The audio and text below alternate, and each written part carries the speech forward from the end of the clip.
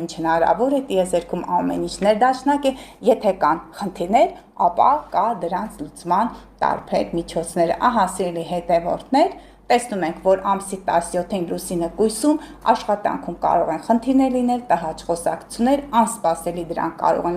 են խափանվել սարքերը, որոնք ինֆորմացիայի հետ են կապված, համակարգիչներ, հեռախոսներ, սմարթֆոններ, այդպես կտրուկ հնարավոր է դրանք խափանվել եւ ձեր աշխատանքային գործունեությունը տուժի։ Հաջորդ օրը քիչ ավելի բարենպաստ է, դա ամսի 18-ը, նախորդ օրը ամսի 17-ն է։ 18-ին կան այն խնդիրները, որոնք նախորդ օրը առաջացել են, դրանց լուծման համար տարբերակներ կլինեն, բայց սիրելի հետևորդներ, ամսի 18-ը դա շաբաթ օր է, ավելի շատ ամիսը աշխատանքային process-ը եզրափակելու համար բարենպաստ օրերից մեկն է, որովհետև շուտով նորալուսն է սկսելու, բայց հաշվապահական այդ բոլոր հաշվարկները, դրանք ներկայացնելը 18.5-19, 8-9 տարվա վաղեմության դեպքեր կարող են այդպես բացահայտվել, առաջ գալ, որոնք ուղղակի հեշտությամբ կարող եք լուծել։ Այս մոլորակային դիրքավորումը կարևոր է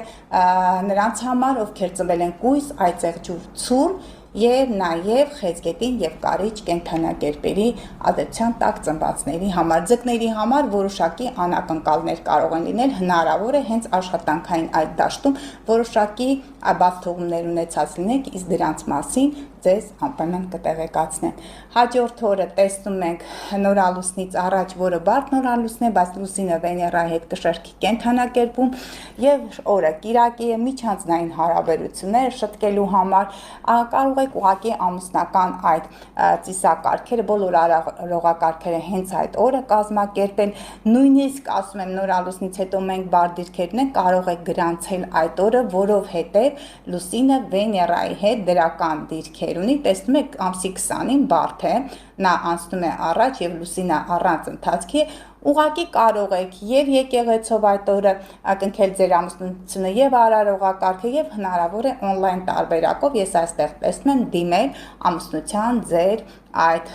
թուղթը ստանալու կապակցությամբ on-line դաշտում, եթե հնարավոր է on-line միջոցներով։ Հաջորդ օրը սիրելի հետևորդներ, լուսինը կշեռքում ամսի 20-ն է։ Խորհուրդ չի տրվում ոչինչ անել նախ նորալուսնից առաջ է, երկրորդը լուսինը առանց ընթացքի եւ Վեներայից հեռանալով ուղղակի դուք արդյունքի չեք հասնի խոսակցություններում, բանակցություններում։ Մենք տեսնում ենք լարված նորալուսին, սիրելի հետևորդներ, 21-ին հոկտեմբերի, այ հենց դրա մասին են խոսում, որ մի կողմից դրական դիրքեր, այդ խնդիրները լուծվում են, կտակի, ժառանգության, ֆինանսի, ընտանիքի հետ կապված